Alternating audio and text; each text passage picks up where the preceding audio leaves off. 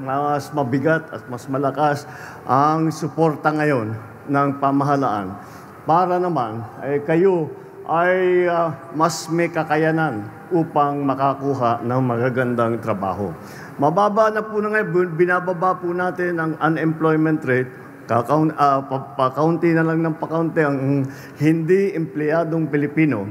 Ngunit, hindi pa kami tapos doon. Ay kailangan kung ano man ang hawak nilang trabaho, dapat yung tinatawag na quality job na may potential na ma-promote, na maging mas maganda, o kung sakali man ay magtatayo ng sariling negosyo na tinutulungan naman natin at tutulungan po natin upang makapag-expand, upang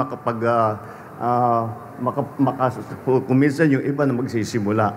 Kaya naman, nandyan po ang TESDA. Sasaluhin po ng TESDA at magbibigay ng libre na training para makapag-qualify yung ating mga aplikante sa kanilang hinahanap na trabaho.